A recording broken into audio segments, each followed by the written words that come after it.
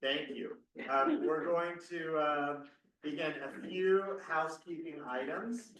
Next Tuesday, we have a special guest speaker in this class, Dr. Benjamin Beth-El from Jewish Theological Seminary will be here. He is an expert in medieval Spain. And so he is going to be speaking about anti-Semitism and the Jewish condition in medieval Spain. He'll be drawing on both the Christian and the Muslim periods. So we'll have some good background knowledge for his presentation next week. Also, I want to invite and encourage you all to sign up for our congregational trip to Israel, which will be going from March 4th to 12th.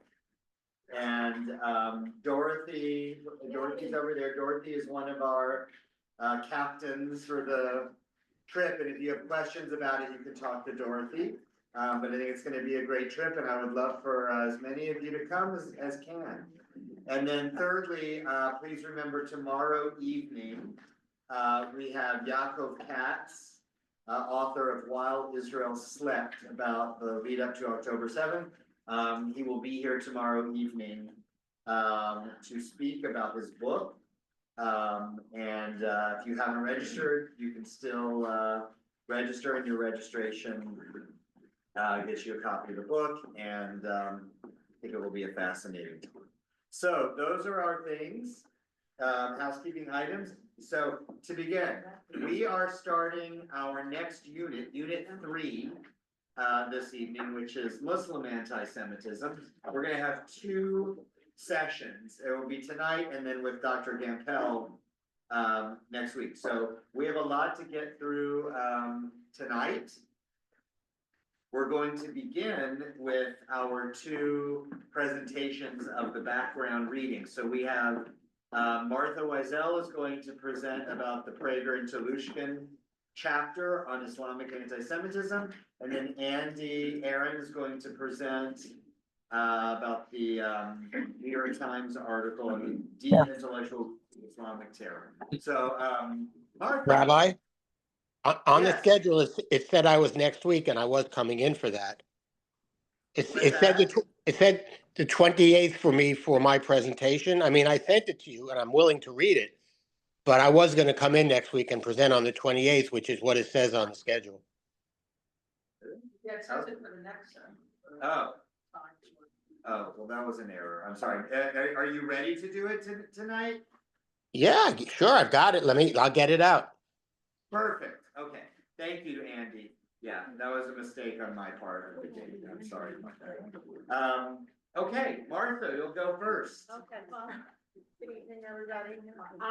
This is a very brief outline on the chapter by Prager and Telushkin on Islamic anti-Semitism. According to the authors, I can do it without the mic. According to the authors, contrary to what many believe, Islamic anti-Semitism did not begin with the Arabs' antipathy towards the formation of the State of Israel. Although the Jews in Muslim countries in medieval times rarely experienced the tortures, pogroms, and expulsions suffered in Christian countries, their lives were based on the whims of Muslim leadership, including but not limited to the burning of synagogues, forced conversions, and heavy taxes.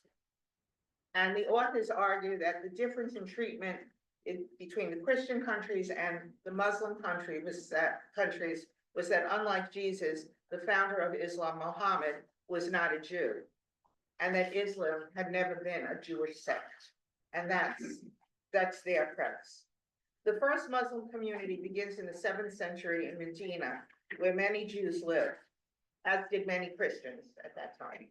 Muhammad, the Muslim Messiah, initially embraced the Jewish concept of monotheism and rejected the Trinity and the divinity of Jesus. He originally supported the idea of Abraham as the founder of Islam, the concept of kashrut, the idea of daily prayers, the concept of fast days. And he believed in the beginning that Jews would adopt Islam as the culmination of Judaism, that they would come to see Islam is as the, you know, the culmination of Judaism at the beginning. But, okay, there were, however, some significant differences. He was not knowledgeable about the Bible. He didn't know the Old Testament. Some of his morals were questionable, questions on marriage and things like that. And most importantly, he didn't follow the Torah. When he was unable to convert the Jews, he writes the Torah. When he's unable to, when the Jews don't convert, the Christians convert. The Jews don't convert. And when that happens, the Quran begins attacking the Jews with a series of lies, and these lies become the basis for Islamic anti-Semitism. These lies are then codified in a legal code that's developed in the Muslim countries to support the Quran, which is called the Pact of Umar. And the concept of, and I'm not saying it right, Demas, D-H-I-S, Demas, which is really like, the way I look at it, like a second-class citizenship. And that becomes codified in their legal system. It should be noted that these discriminatory laws applied to Christians as well as Jews. But what happened was that the Christians converted. So by converting, they were out of trouble, so to speak. It is a key requirement under the Quran and under this law of the Pact of Umar, that Jews must always acknowledge their subservient position, always. And the authors liken it to the requirement of the blacks during the Jim Crow period. In other words, Jews always had to know they're second class, they're treated second class. And the authors give many, many examples. You know, how the kids get stoned, the people are laughed at, they're attacked, it just goes on and on and on. But they're not exterminated. So Jews must always acknowledge their subservient position. For example, the Jews in Yemen until 1948 had to dress like beggars when they were out in public. And in Baghdad, Jewish women had to have a bell around their neck when they went outside, so that you knew who they were. By the 19th century, the situation went from humiliation to violence. In other words, you see a constant like escalation. Went from humiliation to violence, including bringing back the blood libel. So in the 19th century, we start to see how in the Arab countries, they start saying how that's how the Jews make their matzah from, you know, the blood of our children. Rape, burning of synagogues, homes, and businesses are all well documented in the 19th and 20th century. And the progression continues into the 20th century. The Arab leadership in most countries supported the Nazis and their campaigns. And then there was the publication of the book, The Protocols of the Elders of Zion, in the and that continues the anti-Semitism. In conclusion, the authors argue that when Jews were subject to second-class citizenship, this demeaning status, Jews could exist in Muslim countries. Once the Jews argued for autonomy and equality, the creation of a Jewish state, the Jews had to be destroyed. That's kind of. Thank you. All right, thank you, Martha. Nice job. Thank you. Okay, and Andy.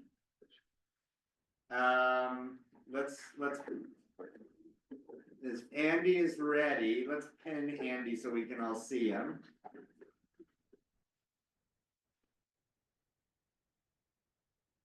Where's Andy? Andy, are you there? Ran away from home. I don't know where Andy is. He's getting out of his pajamas. Okay. Okay. Die. All right. Well, when Andy comes back, we can let him jump in. Hello. Oh, there he is. Okay. All right, Andy, let's. Yeah, I was planning on coming in next week. I was not. He's still in the carryover loss? No, he thought so, he's wrong. And I don't want to take all those. So this New York Times article, just 5 weeks after the September 11, 2001 attack, Good. deals with the intellectual roots of Islamic terror. Author Robert Worth begins with Osama bin Laden using holy war against the West, rooted in Islamic religion.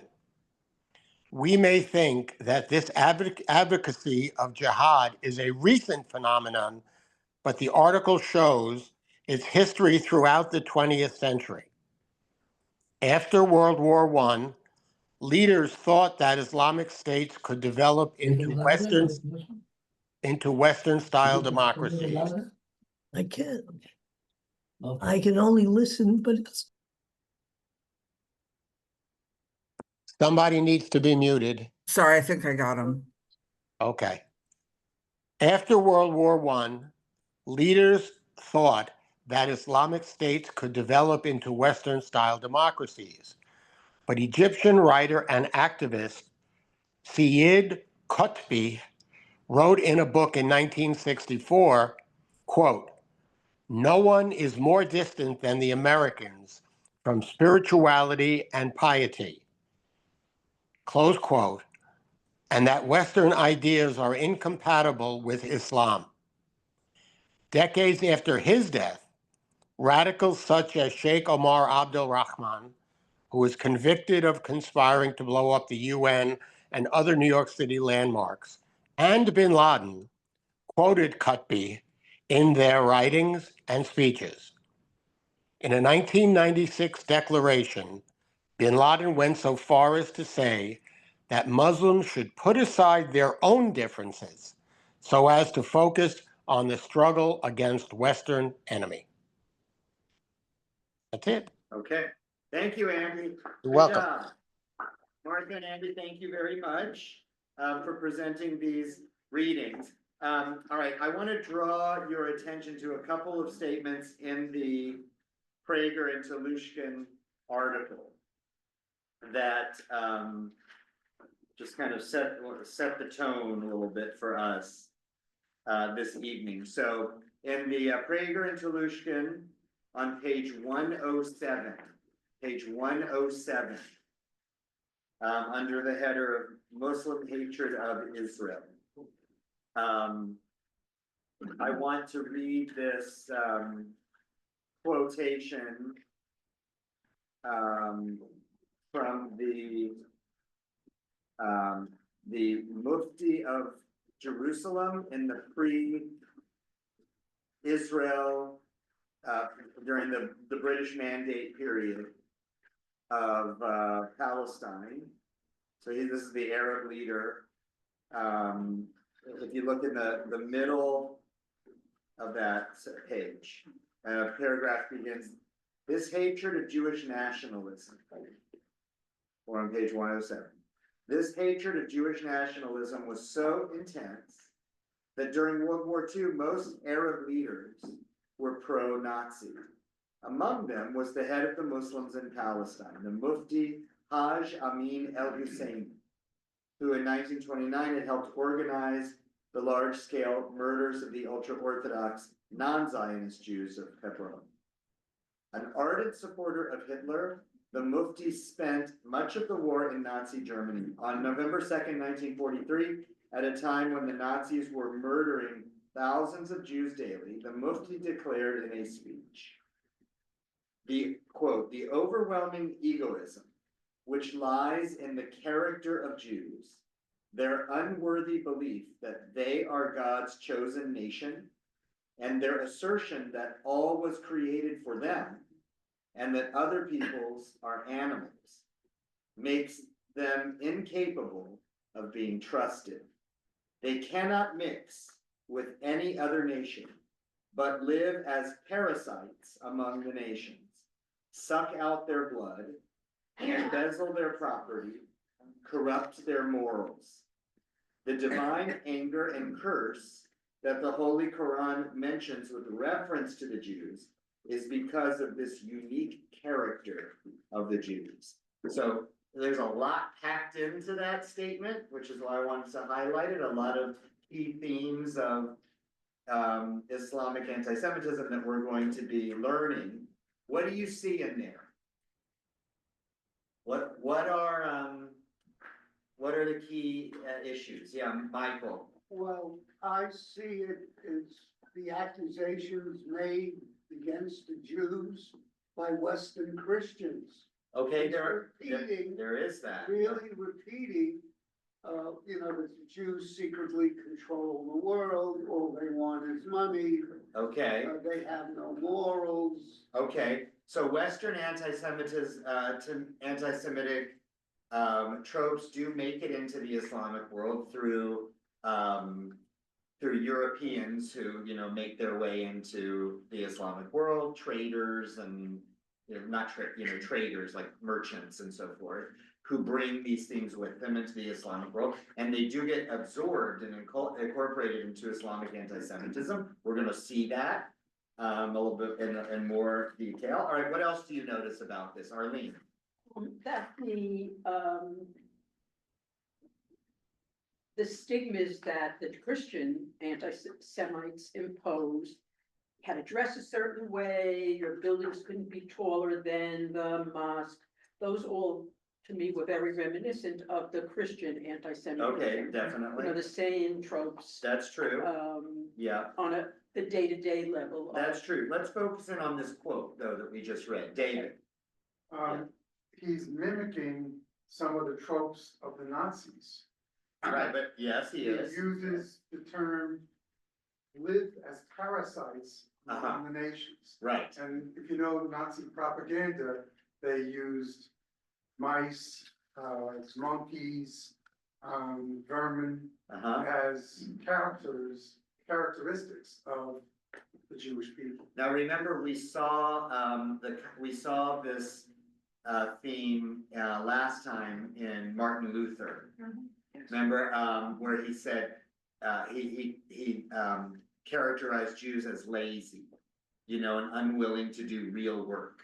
That the Jews earn their living on usury, and just kind of like, rip off the people and stuff, but do no productive work. That idea takes a sharper form in this concept of the Jew as parasite, contributing nothing of value to a society, but living off of it. It's definitely something that German anti-Semitism picks up on before Hitler even, and then of course the Nazis build it. And I think it seems to me that the concept of of parasite is also related to the blood libel. Here he's talking about they suck out their blood. Now, in this case, he's referring to sucking out the blood of a society. But that's the image of the blood libel, applied writ large to a society. All right, what else do you see in this quote, Adam? It's Judaism is not just a religion, it's a character of Character. people. Yes. It's something that innate that they can't change. Okay, that's good. So in our previous studies, in Christian anti-Semitism, we saw it like pre-Luther. We saw the attitude as mainly one of anti-Judaism, right? Anti-Judaism, opposition to Jewish religious beliefs, opposition to Jewish religious practices, but that somebody could, a Jew could escape all of that by converting to Christianity. The issue was not opposition to the person as a person, but opposition to their Judaism. But it starts, it seems, with what we read with Luther, with this assailing of the Jews in terms of their character. And here you see it articulated as well, that there's a nefarious character that's inherent in Jews, okay, which he is describing, Nancy. And that is why the divine anger and curse in the Holy Quran. So that's what this world ends with. Yeah, They- there, it does, and now this is parallel with the Gospels, collective, sin, of deicide, that's passed down, that's inherited. It does mirror that, the character, the nefarious character is something that's intrinsic in Jews, and it's just part of who they are, so that is mirrored actually from Christianity. One of the strands of Christian anti-Semitism. All right, now, let's turn back in this packet, to page 99. On this same chapter, and at the bottom of page 99, there's in the footnote there, I think it's worth reading. The footnote says, in a speech before his army officers on April 25th, 1972, the late Egyptian president Anwar as-Sadat cited this Quranic verse and then added, the most splendid thing our prophet Muhammad, God's peace and blessing on him, did was to evict them, the Jews, from the entire Arabian Peninsula. I pledge to you that we will celebrate on the next anniversary, God willing, and in this place with God's help, not only the liberation of our land, but also the defeat of the Israeli conceit and arrogance, so that they must once again return to the condition decreed in our holy books. Quote, humiliation and wretchedness were stamped upon them. We will not renounce this. So, as Martha explained in her presentation, this principle of Jews as dhimmis, the second class status in Islam, in Islamic social hierarchy, is indispensable to understanding Islamic attitudes toward Jews. It's indispensable to understanding Islamic anti-Semitism, and it's indispensable to understanding the fundamentalist Islam's attitudes toward the state of Israel. Okay, because what's established here, and we have a special session on the anti-Semitic lineage of anti-Zionism, so we're going to deal with that later, but it's also factors into our discussion tonight. Understand that the Islamic social hierarchy is not strictly a political organizing principle, but it's also a cosmic organizing principle. Okay, that Muslims are superior to Jews in the hierarchy. They must be, because Muslims accept the true faith, whereas Jews don't. Jews are the people of the book, like Christians. They are superior in the hierarchy to pagans and atheists and whatever, but subordinate to Muslims, and that's the cosmic order decreed by God in the Quran. So for Jews to exercise any sort of power over Muslims violates that cosmic order. Well, Okay, you have to understand this. This is critical. Is the Islamic theological principle. Now that doesn't mean that every Muslim, holds to that, like as a fundamentalist, idea, but fundamentalist Muslims do. Okay, so we have to know that. Dorothy. So how much more infuriating it is for them if Israel wins the war? I'm sorry, I couldn't hear what you said. How much more infuriating it must be for them when and if Israel wins a war? This is For sure. 72. But yes, And there have been wins. by it's a Israel. perversion of the cosmic order. The Israel winning war, but also Israel existing as a sovereign Existing ruler and surviving. over land what considered to be Muslim land. That violates the cosmic order. The Ayatollah Khomeini, you know, the founder of the Islamic Republic of Iran, talked about this explicitly. And he spoke of the existence of the state of Israel as a perversion of the cosmic order that came about because of the transgressions of the Muslim world, the Muslim world being taken in by Western culture. He called it West toxification. Okay, and that's why there's an Israel there. So Khomeini's program, religious and political program, was about restoring the cosmic order to how it's supposed to be. All right, Len. So if what you are saying is true, and I think largely it is, but it also feels like an entirely characterological, unchanging description. How do we say that the same Sadat who said all this then signs the Camp David Accords? Yeah, exactly. He did. So Sadat was not an Islamic fundamentalist. Sadat, I don't know if was he a Ba'athist or Egyptian, like a Nasser, in the Nasser tradition of Arab nationalism. So Arab nationalism is different than Islamic fundamentalism.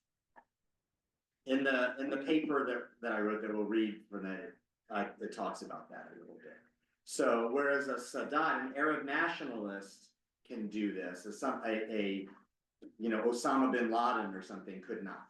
They come from different places within Islam. I feel like the text kind of elides that. What text? I feel like the Prager kind of elides those things. Oh, maybe. But it's talking about Islamic theological principles. I mean, in the same way that, somebody describing, Judaism's theology on something in a kind of a popular work like this can't get into all the nuances of Jewish theology. I think they're speaking about, Islamic fundamentalist theology. So yeah, absolutely. Like I said last time, or no, I didn't say it in here. It was in something else I was teaching when we were talking about Islam and Muslim theology. Not all Muslims believe this. I mean, when I lived in Omaha, Nebraska, we were part of the Tri-Faith Initiative, a consortium of a synagogue, a mosque, and a church. And we have very good friends who are Muslims. They're part of that church. I mean, they don't believe this, I don't think. I mean, they're like normal people just like you and me. Their daughter and my daughter are best friends, So not all Muslims believe this, but fundamentalist Muslims do. Okay, so, all right, I want to turn now to our first primary text, which is the Pact of Omar. And in terms of establishing the socio-political order in an Islamic ruled society, the Pact of Omar is the foundational text. Okay, so Dory, can you scroll up a little? I just want to see the title and the date of that text. No, further. Okay, yeah, Islam and the Jews, 600 to 1772. We're going to look at two. So it's the Pact of Omar, and then an opinion on the status of Jews by an 18th century Muslim authority. All right, so the Pact of Omar. Oh, first of all, we just need to understand basics about the founding of Islam. Islam was founded by Muhammad, who is regarded as the prophet of Islam. Muhammad lived in the 7th century in Arabia, Saudi Arabia, area. He was a religious leader, but also a tribal leader. So he had followers that were also kind of like soldiers, their armies. An army. Muhammad led an army, and he led eventually a conquest of the Arabian Peninsula and established an Islamic society there. The Quran, which is the sacred text of Islam, was revealed to Muhammad over the course of, I think, 23 years or something like 25 years, something along those lines. And he wrote it down, and that becomes the Bible, as it were, the sacred text of Islam. Arlene? Yeah, just what was Mohammed's religion, faith, I don't know what word to use, before he obviously had an epiphany that Yeah, I'm not sure, maybe pagan, or I don't know. Yeah, I mean, he was like Paul in a way. he's like Paul, exactly, yeah, he's like Paul, and he's like Moses. I mean, it's like, it's the, right, but as Martha pointed out, Muhammad was not a Jew. Paul was a Jew who then understood things, had a different revelation to understand things differently. Muhammad was not a Jew, but he receives the revelation of the Quran. And the Quran does speak about Jews and Christians and presents Islam, like Martha said, as the next and final stage of the one God's revelation. So Islam sees Moses and Jesus as prophets, and that Muhammad is their successor, but he's the last word. Okay, so there's a lot in the Quran that is similar with the Hebrew Bible. Similar stories told a little bit differently and from an Islamic perspective rather than a Jewish one. So for instance, the story of the binding of Isaac, it's in our Bible, it's also in the Quran.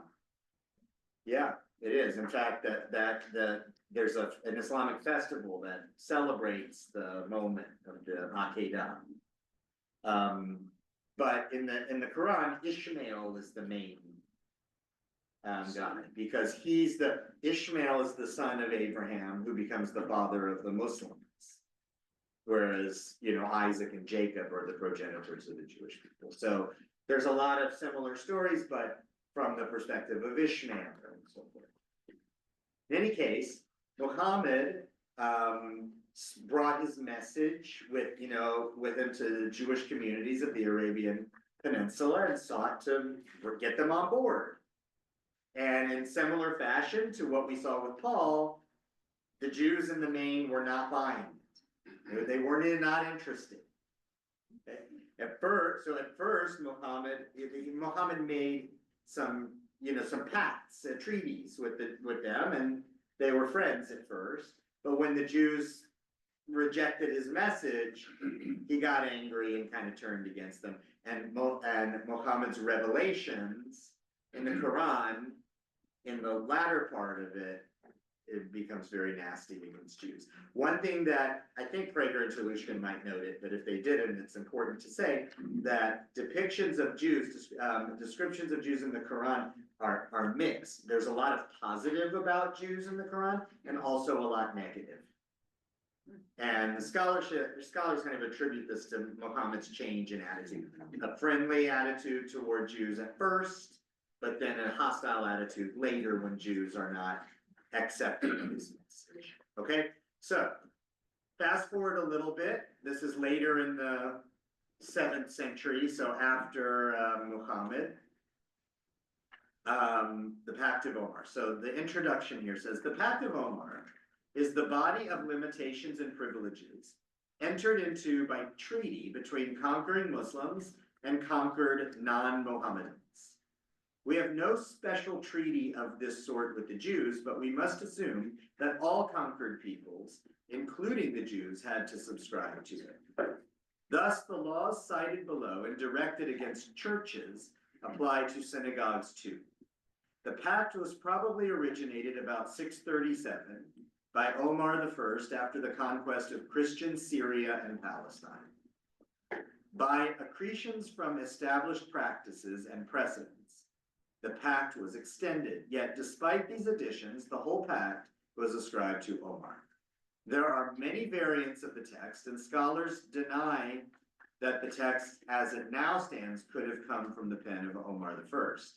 It is generally assumed that its present form dates from about the 9th century. The Pact of Omar has served to govern the relations between the Muslims and the people of the book, such as Jews, Christians, and the like, down to the present day. In addition to the conditions of the pact listed below, the Jews, like the Christians, paid a head tax in return for protection and for exemption from military service. Jews and Christians were also forbidden to hold government office. This pact, like much medieval legislation, was honored more in the breach than in the observance, just like the La Siete Partidas last night. In general, though, the pact increased in stringency with the centuries and is still in force in such lands as Yemen. I think it may not be in Yemen anymore, but as of the writing of this book, which was in the probably late 1990s. In 1772, a Muslim scholar in Cairo was asked how Jews and Christians should be treated. The answer is found in the second selection, issued 4 years before the American Declaration of Independence. The answer is not law, but only the opinion of a conservative Muslim. The pact and the opinion are both in Arabic. Okay, so let's look at the Pact of Omar. And we want to read it with, through the lens of what we've already learned. See where there are similarities, where there are differences. What is, what's new, what's new here versus what's not. In the name of God, the merciful, the compassionate, this is a writing to Omar from the Christians of such and such a city. When you Muslims marched against us Christians, we asked of you protection for ourselves, our posterity. Let's skip this. Let's go down. Let's scroll down, Dory. This is just the introduction. Okay, so the status of Jews and Christians. Wait a minute, I need to see my text. Hold on. I have notes on my text. Give me just a second. It actually starts in the next sentence, Rabbi. Yeah. I just need to see it here.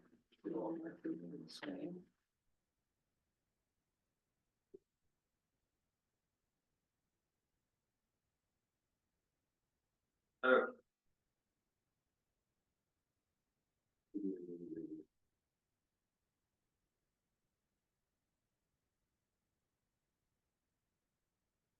Oh, right, this is the statement of the text. Okay, sorry, so let's go back to the beginning. Let's go back to the beginning. Sorry, text number 1. This is the statement of the pact.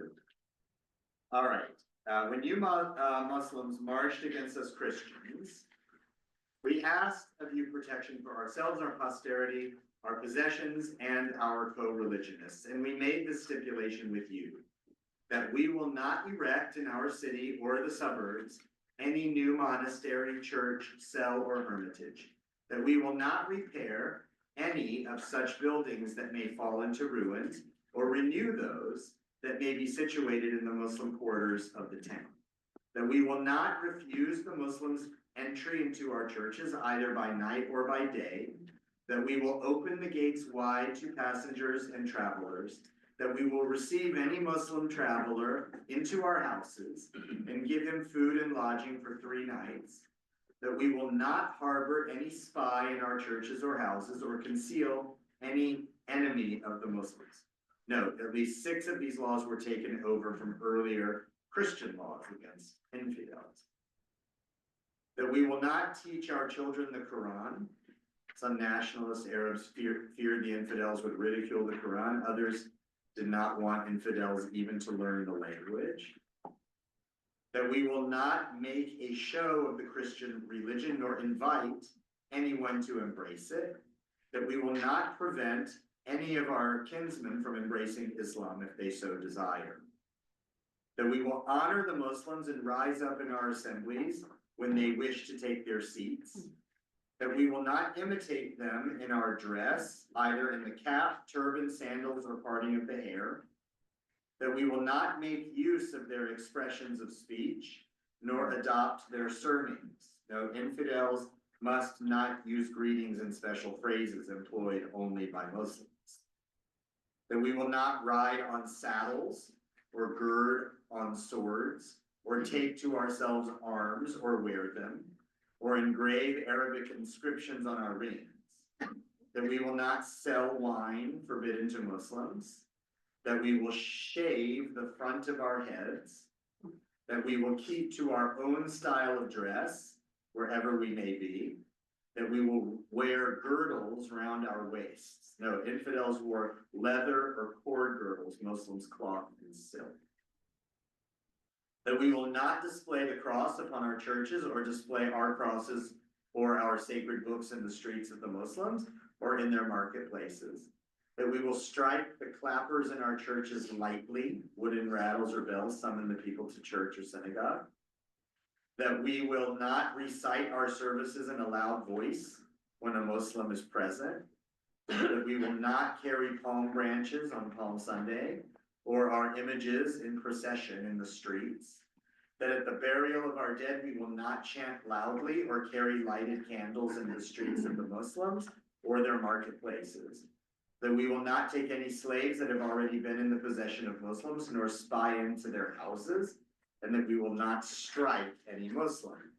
All this we promise to observe on behalf of ourselves and our co-religionists, and receive protection from you in exchange.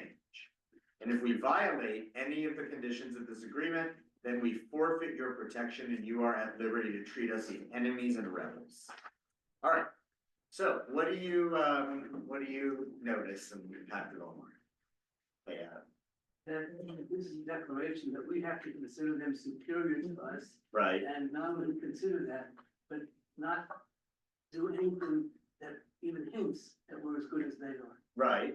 Okay. Good. What else? Yeah, It's Michael. like surrender.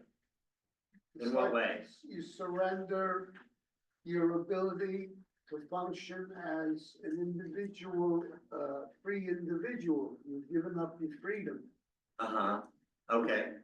Yeah. You've surrendered your Yeah. freedom. Nancy? It's the same rules that the Christians held over the Jews. Which ones are the same? Synagogues, the slave, that just so many, it's almost duplicating what the Christians did to the Jews when it was their country. Definitely. Yeah. And remember, we read last time the La Siete Partidas, that was actually later than this. Remember, this La Siete Partidas was the 13th century. This is the 7th century. Okay. Yeah, Michael? I remember we said in our discussion last week that the at the time that the Jews were ruled by the Muslims in Spain was a golden age. Yeah.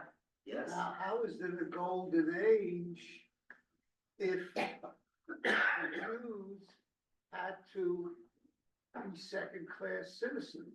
That's what I don't know. Well, I mean, they did have to be second-class citizens. However, in Spain, in the golden age of Spain, they regarded it as a golden age because as long as the Jews lived within these constraints and understood their place, you know, they did quite well. I mean, they were able to participate in the culture and the intellectual environment, and, you know, philosophy and grammar and mathematics, you know, the kinds of things that the Muslim world was engaged in at the time.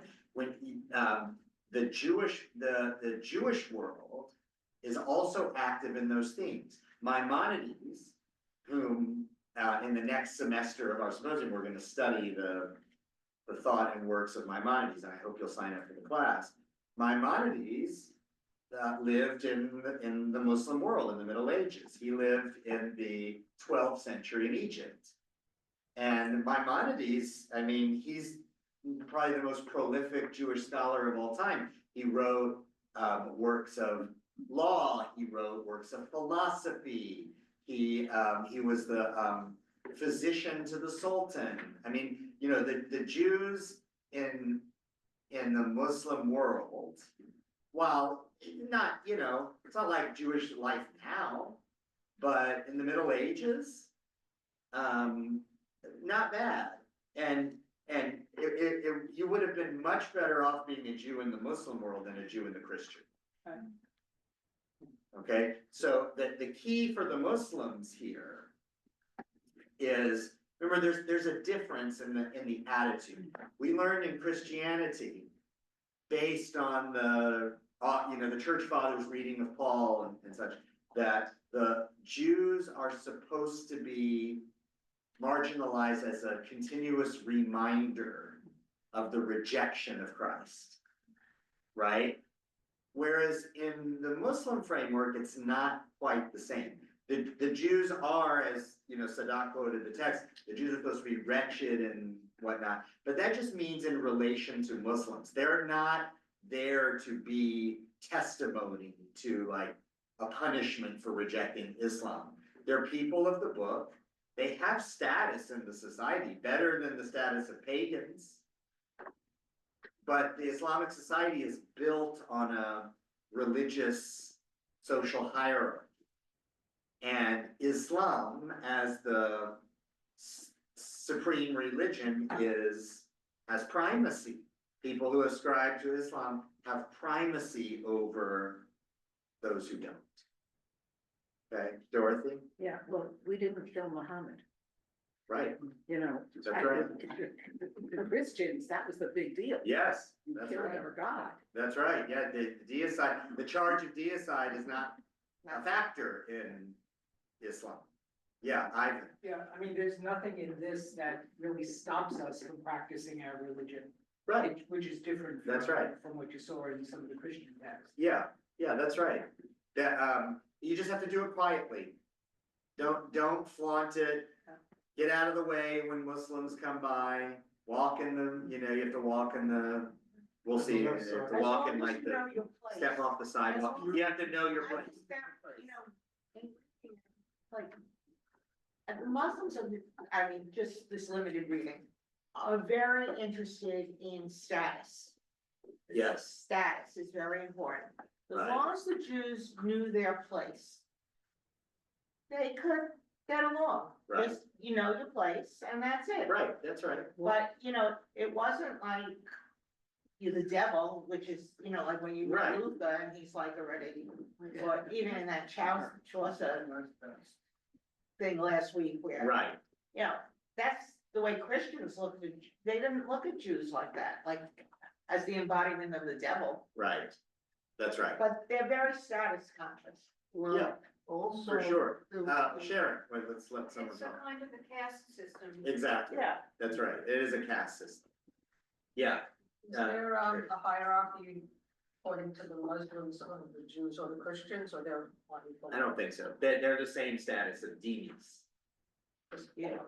Yeah, yes, people of the book, because Jews and Christians also, follow Moses and Jesus, whom the Muslims consider to be prophets.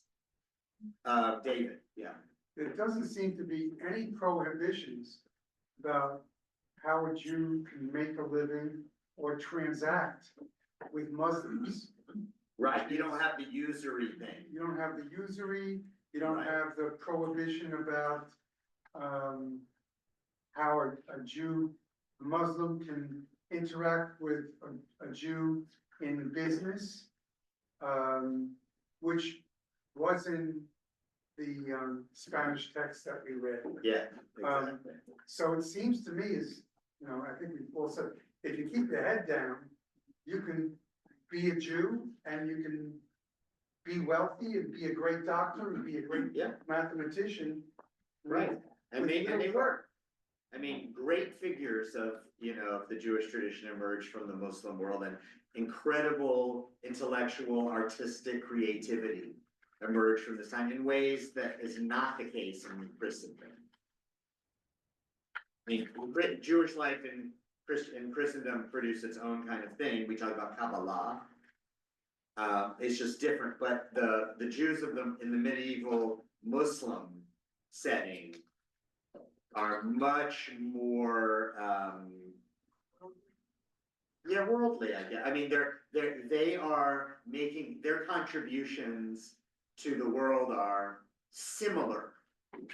They reflect what's going on, what the Muslim world is doing. The Muslim world is engaged in philosophy. The Jews living in the Muslim world are engaged in philosophy. The Muslim world is developing the science of grammar. The Jewish writers are working on grammar. They're part of the culture in ways that Jews in Christendom are not, because Jews in Christendom are marginalized and cast aside.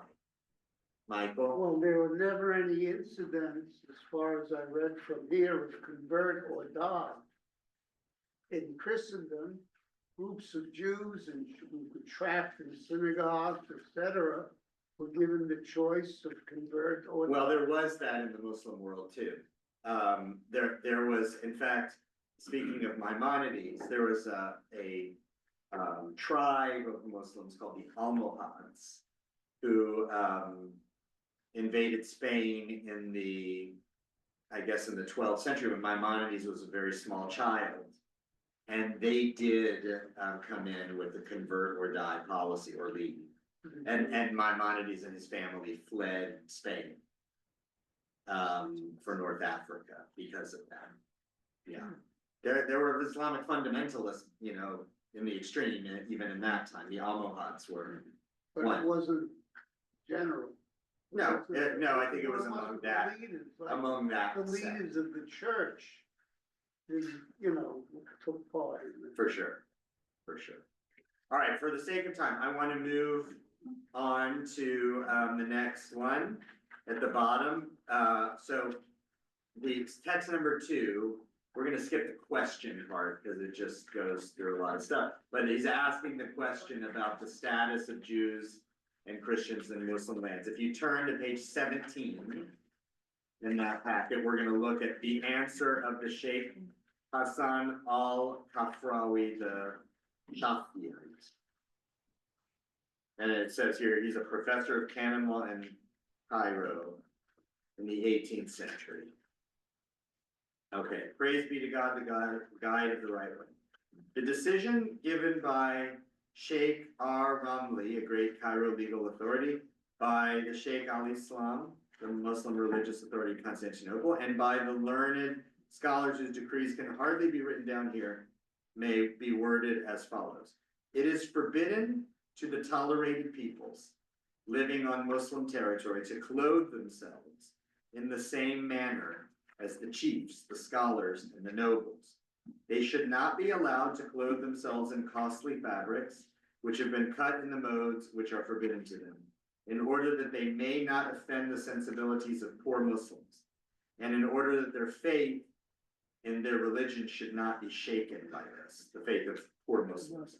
Poor Muslims may regret their faith when they see how well dressed the Christians and Jews are. This is like in Christianity, we saw with it, that the attitudes here want to avoid conversion to Judaism or to Christianity, in this case also, and uphold the supremacy of Islam over the other religious traditions. But Rabbi, he uses the word tolerated, Yeah, which is something at least. yeah. We're in the second tier, the caste. Right. All right, they should not be permitted to employ mounts like the Muslims. They must use neither saddles nor iron stirrups in order to be distinguished from the true believers. They must under no circumstance ride horses because of the noble character of this animal. The Most High has said, and through powerful squadrons of horses through which you will strike terror into your own and God's enemies. A verse of the Quran makes a good support for a law. Verses may even be torn out of their context. They should not be permitted to take Muslims into their service because God has glorified the people of Islam. He has given them his aid and has given them a guarantee by these words on the Quran. Surely God will never give preeminence to unbelievers over the true believers. Now, this is just what is happening today, for their servants are Muslims taken from among men of a mature age or from those who are still young. This is one of the greatest scandals to which the guardians of authority must put an end. It is wrong to greet them, even with a simple how do you do, to serve them even for wages at the baths or in what relates to their riding animal, and it is forbidden to accept anything from their hand, for that would be an act of debasement by the faithful. They are forbidden while going through the streets to ape the manners of the Muslims, and still less those of the emirs of the religion. They shall only walk single file, and in narrow lanes they must withdraw even more into the most cramped part of the road. One may read that which follows in Bukhari and Muslim religious authorities in the 9th century. Jews and Christians shall never begin a greeting. If you encounter one of them on the road, push him into the narrowest and tightest spot. The absence of every mark of consideration toward them is obligatory for us. We ought never to give them the place of honor in an assembly where a Muslim is present. This is in order to humble them and to honor the true believers. They should under no circumstances acquire Muslim slaves, white or black. Therefore, they should get rid of the slaves which they now have, for which they have no right to own them. If one of their slaves who was formerly an infidel becomes a Muslim, he shall be removed from them, and his master, willingly or unwillingly, shall be compelled to sell him and to accept the price for him. It is no longer permitted them to put themselves, with respect to their houses, on an equal footing with the dwellings of their Muslim neighbors, and still less to build their buildings higher. If they are of the same height or higher, it is incumbent upon us to pull them down to a size a little less than the houses of the true believers. This conforms to the word of the prophet. Islam rules, and nothing shall raise itself above it. This is also in order to hinder them from knowing where our weak spots are, and in order to make a distinction between their dwelling and ours.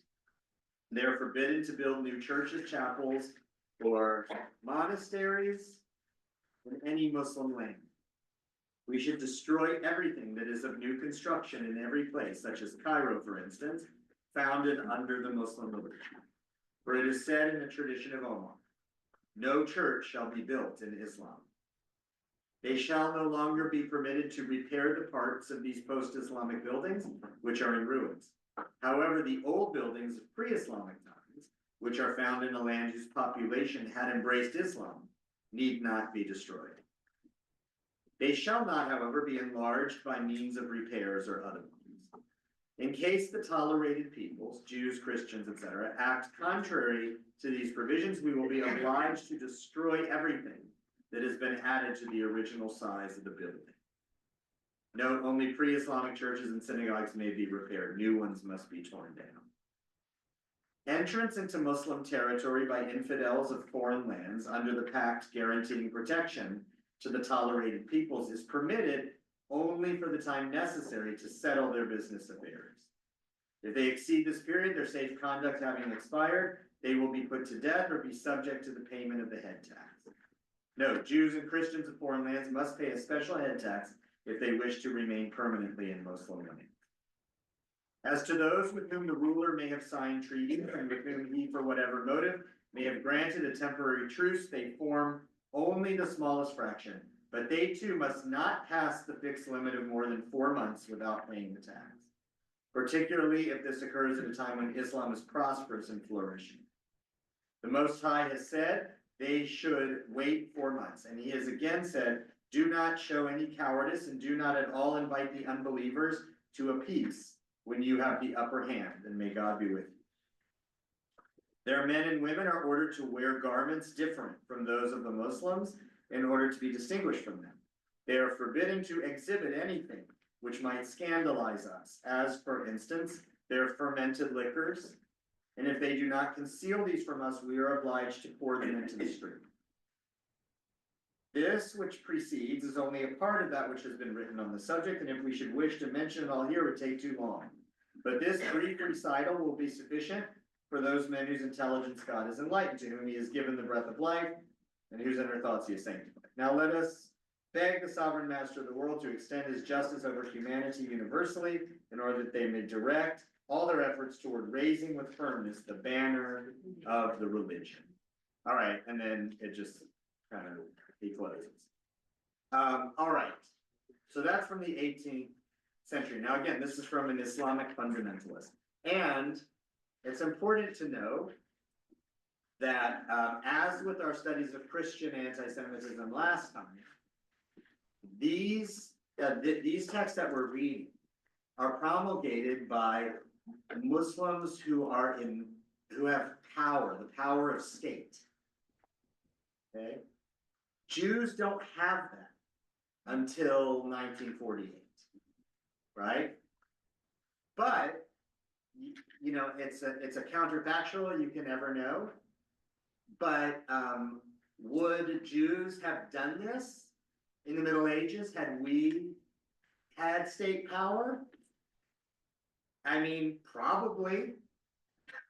You know, we have stuff in our texts that are quite similar to this. You know, I mean, we don't talk, our texts don't, the Bible anyway doesn't talk about Jews and Christians and Muslims because they weren't around yet. But it talks about Canaanites and all the, you know, these others. But then the halakha has all kinds of stuff about prohibitions on engaging in commerce with non-Jews and drinking wine, you know, that's touched by non-Jews. And there's a lot of stuff that's similar. The difference is that we didn't have state power. The other key difference is that our traditions, unlike this, evolves over time in a condition of powerlessness. Whereas Christianity and Islam, generally in their formative periods, develop in times in which they hold power. That's different. And it's hard to know what our sacred texts would look like had they developed in a context of political power. Okay, Dorothy? Yeah, but our text, to my knowledge, does not have lists of what others can wear and can't wear, and what we're. But again, that's because we exerted no dominion over it. But we were also before them, their texts Yeah. are all referenced to put themselves above. Right, Yeah, but you can tell, like, when you have the ability to exert dominion over other people, you can tell them what to wear. Jews don't have that ability. However, there is literature within the Jewish canon, and in Maimonides' Mishneh Torah, he codifies all of the Jewish legal traditions from the Torah up to his time in the 12th century, and including stuff that's not operative, because a lot of it, most of it, isn't operative because we're not in the land and we're in his time and we're not sovereign. In the laws of war that Maimonides codifies, there is a very extensive discussion about how Jewish armies are to deal with conquered peoples. And it's not pretty. It's not pretty. Now, it's fantasy literature because we didn't have armies, right? It's theoretical. But what does it require? I mean, like the Mishneh Torah says, like, you know, a Jewish king conquers a country. They have to subjugate the peoples, require them to follow the Noahide laws, and exact tribute from them. And if they refuse, you have to slaughter them. King David was no pussy carrots. Yeah, it's all theoretical and it's fantasy literature because it's never enacted. But there is a natural human impulse, and you see it throughout time, that when in positions of power, people like to dominate others. Power corrupts. Yeah, And to the conquer, do the. yeah, so now so now the Judaism is sovereign, or kind of, Judaism, Jews anyway, are sovereign in the state of Israel today for the last, 77 years. Now, Jewish sovereignty, it's hard to measure Jewish sovereignty against this, because this is medieval sovereignty. It's a whole different world. Nevertheless, Rabbi David Hartman, a very important Israeli Orthodox thinker, wrote about what he called it the Zionist challenge. The problem he identifies is that Jewish law, Judaism, Jewish ideas about relations with other people and about society and everything have formed over the course of millennia in a condition of powerlessness. Now we find ourselves in a position of power. So we have to figure out how to adapt our religion and our religious teachings to an entirely new setting. And that's what he calls the Zionist challenge. Like, we're trying to do that, but it's not easy to take, massive corpuses of law and philosophy and everything that never contemplated sovereignty in practice and try to apply it in a condition of sovereignty. And the state of Israel is only 77 years old, so it's going to take a long time. The Muslims reigned over, the Muslim empires lasted centuries. Christendom lasted centuries.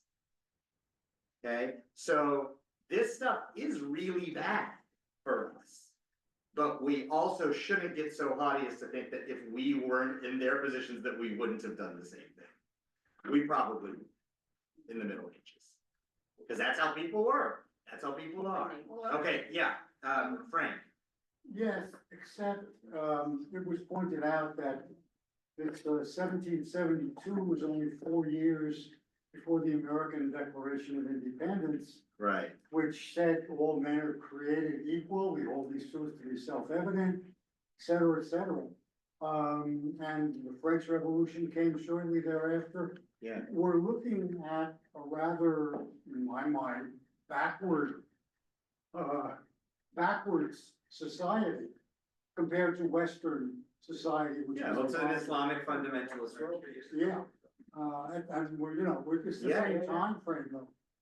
I mean, for sure. Yeah, no, I mean, look, Islamic fundamentalism is not like Western.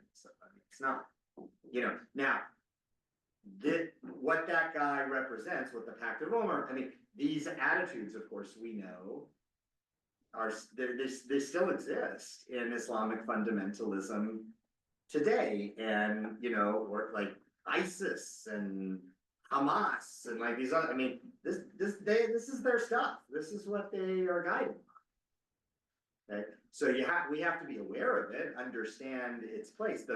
Iran. Okay, I mean this for them is still operating.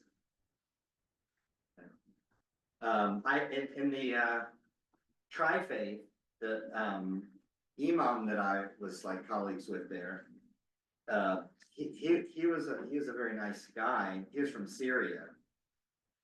He was a very nice guy, and he was happy to be friendly with us. But he also had he obviously did not support Israel. He didn't support the existence of Israel. And he said to us, and he's like, well, why can't the Jews just live under the rule of Muslims like it used to be? It was good. He said that to us.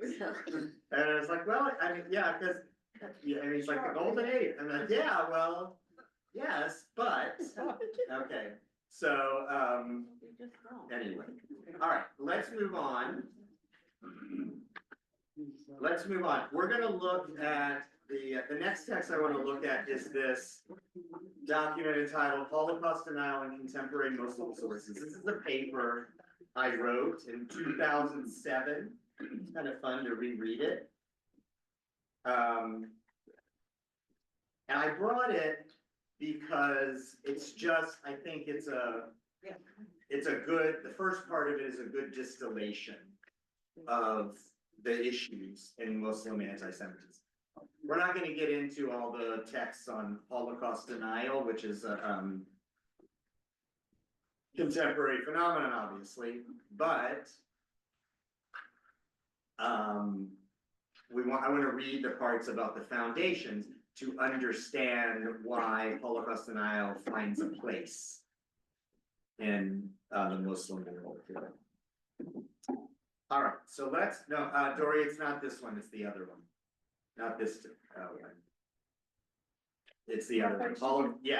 While she's finding that, in the footnotes, there's reference to MEMRI, MEMRI. Yeah, What is that? that's the Middle East Media Research Institute. Thank you. I don't, I haven't looked at, this was from 18 years ago. I know. I'm not sure if memory is still there. Where- It's still there? Yeah, it's good. It has just all kinds of sources from, media sources from the Muslim world translated into English, Okay, thank you. including a lot of sermons and stuff given in mosques and around the Arab world, the Muslim world. Okay, so, let's look at section number 2. Muslim anti-Semitism. Okay. Contemporary Muslim anti-Semitism, according to scholars, reflects the influence of primary factors. A, traditional Islamic sources. B, Christian and Western anti-Semitic notions. And C, modern political and cultural phenomena such as Arab nationalism, the rise of Islamic fundamentalism, and the Arab Israelis. To understand how Holocaust denial fits into the modern Muslim worldview, we must first, in turn, survey each of these. Okay, A, traditional Islamic sources. Classical Islamic sources present mixed characterizations of the Jews. On the one hand, the Jews are accorded a certain measure of respect as fellow monotheists. On the other hand, Jews are represented, particularly in later Quranic and subsequent literature, as cunning, arrogant, and treacherous, an image related directly to their rejection of Islam and Muhammad's prophetic claim.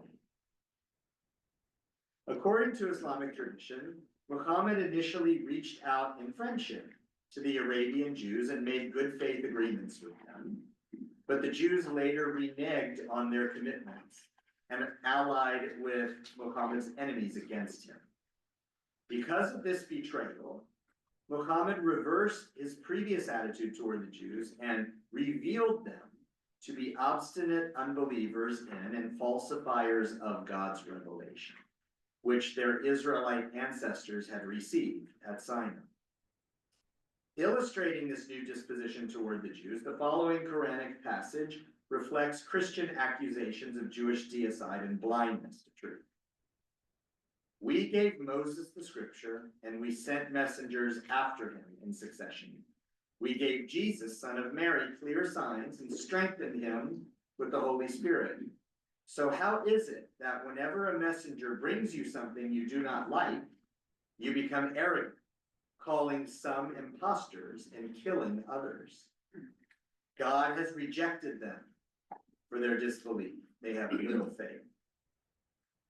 In the same vein, the Quran warns against the Jews, quote, who listen eagerly to lies and who distort the meanings of revealed words. For their treachery, the Quran states, God has, quote, condemned the Jews as apes and pigs. Imagery that, as will be seen, remains current in contemporary Islamic religious discourse. To strengthen the credibility of Muhammad's teachings on biblical revelation, some early Muslim authorities maintained that the current Hebrew text had been falsified by the Jews and therefore could not be trusted. This is a really important idea. Okay, remember, it starts here with with, Muhammad, bringing the message of Islam, his revelation to the Jews not accepting it. Okay, Muhammad presents himself as the next recipient of the one God's revelation, the natural continuation of Judaism and then Christianity culminating in Islam. And the Jews reject it and say it's, like Martha said, your stuff doesn't represent what the Torah teaches. The way you're living your life doesn't represent what the Torah teaches, etc. We reject it. And so Muhammad responds with this claim that the Torah that the Jews have is actually fake. Okay, they distorted it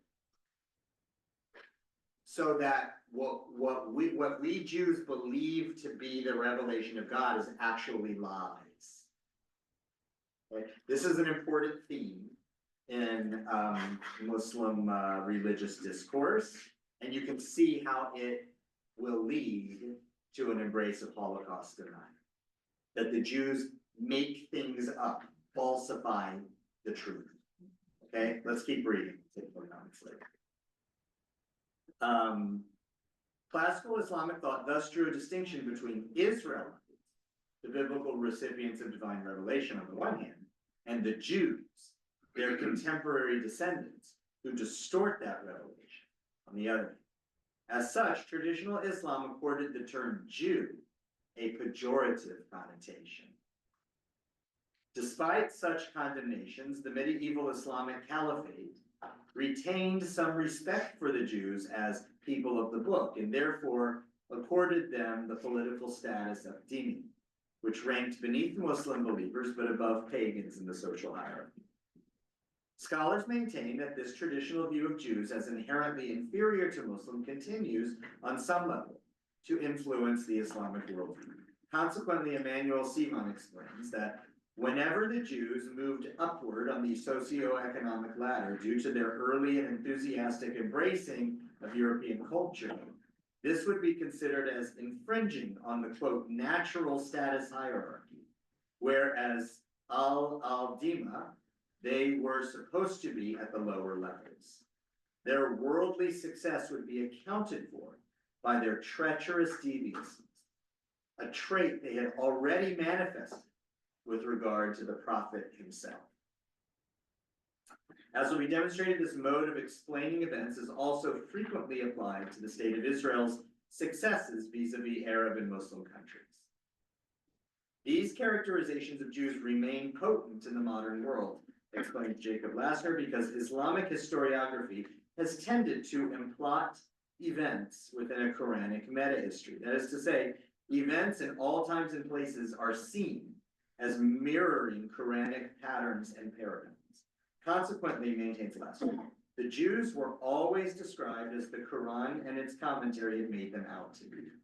And so they could be pictured in any given age and region as falsifiers of scripture, recalcitrant ideologues, and unreliable partners to political agreements, just as they had been in the time of the prophet Muhammad, and in the times of Moses and the other prophets before. According to this worldview, the negative traits possessed by the Jews of Muhammad's time are inherited by their descendants for all time. In short, for traditional Islam, as for pre-Vatican II Christianity, the Jews' guilt and nefariousness are both corporate and eternal. So we see, I guess the thing I want to raise up here is that attitudes toward Jews that arise in the context of Muhammad's time and his experiences with Jews are codified in the revelation and then transmitted as trans-historical attributes of Jews.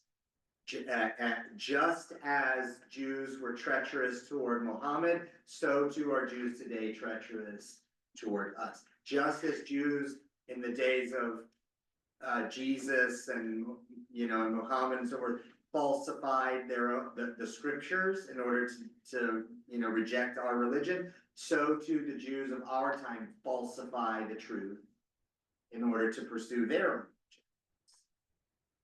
Okay, the analog, the Quran as the lens through looking at the Jew is really important.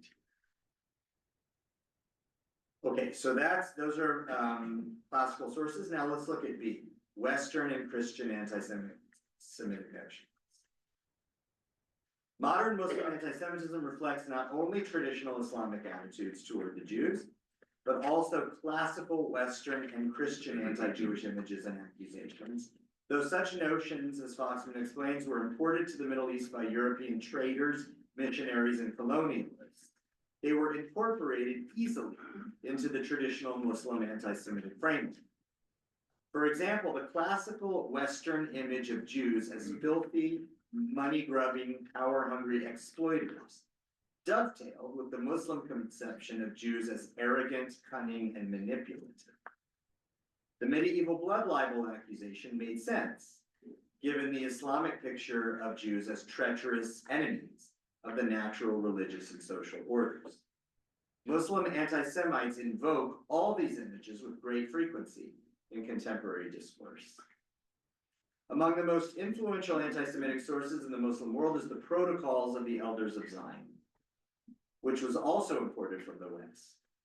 As will be demonstrated, contemporary Muslim anti-Semitic polemicists routinely accuse the Jews and Israelis of conspiring to attain world domination through manipulation of the media and Western governments. In many cases, the protocols are cited explicitly as proof for such charges. Menachem Milson explains that when the protocols are mentioned in the Arab media, they are referred to as unquestionably authentic. To be sure, there are many Arab writers who are well aware that the protocols are a forgery. Nevertheless, most of them, with few exceptions, continue to make use of the protocols because they argue it does not matter whether they are fact or fiction, their predictions have largely come true. Holocaust denial, another significant import from the West into Muslim anti-Semitic discourse, dovetails nicely with images of the Jews drawn from traditional Islam in the West, especially the protocols' depiction of the Jews as ruthless conspirators for world power. All right, and then the modern cultural and political phenomena. Modern cultural and political phenomena account for the third significant influence on contemporary Muslim anti-Semitism. While the Arab-Israeli conflict is prominent among these, scholars contend that Muslim attitudes toward Jews are also shaped by certain internal factors that bear on but are intrinsically independent of that conflict. Getz Nordbrook, in his article entitled The Socio-Historical Background of Holocaust Denial in Arab Countries, identifies two such factors, namely Arab nationalism and the rise of Islamic fundamentalism. Nordbrook explains that Arab nationalist movements, which emerged in the late 19th century and have continued in earnest through the 20th century to the present day, are, like other forms of nationalism, concerned with distinguishing between those who, quote, belong and those who do not. Those who do not belong are necessarily seen as outsiders or enemies of the nation. Such outsiders, particularly those who are perceived as threats to the integrity of the national community, must be confronted and, if necessary, attacked for the sake of national preservation. As Nordbrook explains, the underlying patterns of nationalist ideologies coincided to a large extent with anti-Jewish depictions and made Jews latent representatives of these others. This is true of all kinds of nationalism. That's what nationalism is. Who's in and who's out. Okay. In this way, nationalist ideology strengthens hostility to Jews inherited from earlier traditions of Muslim anti-Semitism. It's important to note though, apropos Len's question earlier and on, that Arab nationalism is not a religious ideology. Okay, the Arab nationalists like Nasser and Sadat and Assad and Saddam Hussein, these were not as I mean, they were Muslims, but they weren't religious people. They're not religious. That's not their approach. In fact, Arab nationalism is a secularist ideology. Now, that doesn't mean they don't draw on Islam when it suits their purposes. But Arab nationalism is not a religious ideology. It's a secular. Okay?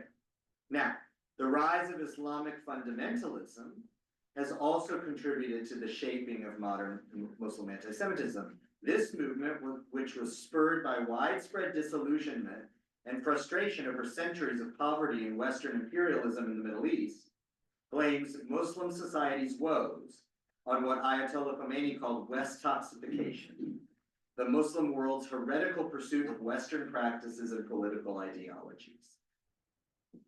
Nationalism being one.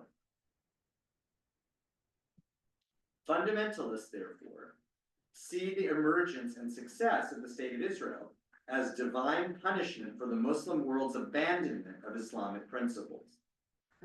On this view, Jews represent not only the cultural other, but more powerfully, the cosmic enemy of Islam. Therefore, the Arab-Israeli conflict, conceptualized in terms of the Quranic paradigm, is a manifestation of the eternal struggle between Jews and Muslims. Muslim responses to the Arab-Israeli conflict must be understood in light of all the aforementioned factors. The establishment and continued success of the State of Israel, despite intense Muslim opposition, is a phenomenon that demands explanation. A thriving Jewish state in the heart of the Muslim world and its numerous military victories over Muslim countries offend the natural societal order in which Jews are supposed to be subjugated demons. This subversion of the divinely ordained hierarchy it is maintained can be explained only by Jewish cunning, manipulation, and treachery. Images supplied by both the Quran and such sources as the Protocols. For this reason, Muslim writers use the terms Israeli and Zionist interchangeably with the term Jew, which, as mentioned previously, carries the pejorative meanings accorded it by centuries of Muslim anti-Semitic thought. It is hardly surprising, then, that the Muslim world has embraced Western Holocaust denial, since it is predicated on images of the Jews that are ingrained in Muslim culture. The Jews as cunning, lying, treacherous manipulators, willing to distort the truth and forge history in order to achieve their aim of world domination. As the deniers frame it, the Holocaust is the greatest forgery in history, invented to manipulate the world into creating and sustaining the State of Israel. Therefore, as will be seen in the contemporary Islamic sources, Holocaust denial is a potent tool in Muslim polemics against the Jewish state. Okay, so I encourage you, if you haven't yet, to read the rest of this or the companion piece that I gave that just has the quotes. The discussions, this is drawn from the Middle East Media Research Institute, which is a storehouse of translations of clerical sermons and TV broadcasts and all kinds of things from the Muslim world, and you'll see how they draw on these images. And this is contemporary. This is not medieval. It's contemporary. Yeah, Lynn. What's really striking to me is how modern this is, and how much it's a product of historical forces, reaching back through interactions with the West, and how sophisticated the cosmology is, which means it's not going anywhere. Right. You know, it's like, it's a modern phenomenon about denying a modern event. Yeah. That has its roots in pre-Islamic conventions about how to treat Jews that then get folded into Islam. Right. And imports more anti-Semitism in different flavors. Right. And becomes modern, and it's just wild. It's just like. Yeah, that's right. So like when we look at the Arab-Israeli conflict and think about it in terms of, which you just saw, with this agreement that was made, that, they brought in like these Arab countries and so forth to make deals about investment and all of it, all the stuff that's very practical and economic and all, and that works maybe for Arab nationalists and, you know, lukewarm Muslims like the emirs of Qatar and whatever. But for the jihadists, that makes no sense. That has nothing to do with anything. Because as Lynn described, the situation is imploded in this cosmological story, right? And that's important to understand, the intractability of the conflict. Dorothy. Yeah, it's, when I finished reading this section, Yeah. I was actually very depressed because it seemed to me, I said to Ellen, I hope you brought Prozac for all of us. I don't see how we're ever going to get out of that mindset. Obviously, there are some Arab nations that are more interested in financial agreements and Yeah. trade and building up a Riviera in Gaza or whatever. And God bless them, I hope it works out. But those who buy into this and the Holocaust denial issue, we're not going to convert them at all. Right, so that's why it seems like maybe the strategy that so far is seeing a little bit of success is to bring the non-jihadists together around money and stability and investment and building as in order to isolate the jihadists and ultimately like defeat them. But part of this 21-point plan is like the de-radicalization, of Gaza. Well, like good luck. I mean, but in fairness, that was also part of the rebuilding after World War II, the denazification of Germany, and it succeeded. But on the other hand, this is so much older than Nazism and so deeply ingrained, so yeah, but that is the big challenge. I mean, it's been I think it's known now anyway, at least through experts in the Middle East discourse, that Hamas launched October 7th in part to derail the Abraham Accords, right? Because they don't want that. Like, if they know that if these other countries, if the non-jihadist Arab world will come on and say like, yeah, let's work with Israel because then we can all get rich and prosper and whatever, that's bad for their cause. So they're trying to derail it, and they don't care about their lives, or anyone else's life. So they'll put it all out, it's very difficult. But this stuff, I hope, is helpful to you in just understanding the condition of part of the Muslim world anyway, and how they stand vis-a-vis Jews today. You should read the excerpts from the sermons and the TV programs, because that will it's all grotesque and really disturbing, but it will give you a good understanding or a deeper and more textured understanding anyway of where it's there. All right, so next week, we have our guest speaker, Dr. Benjamin Beth-El, who's going to talk about anti-Semitism in medieval Spain. And I think it will be great, and look forward to seeing you all then. So we And don't, hopefully tomorrow night for the book talk. we don't have a particular reading for next week? No, Okay. no particular reading for next No week. homework. Thank you so much. You're welcome.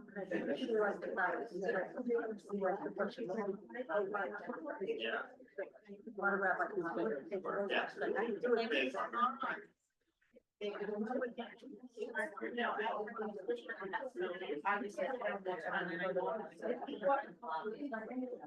you, everybody. Thank you, Dory. Have a good night.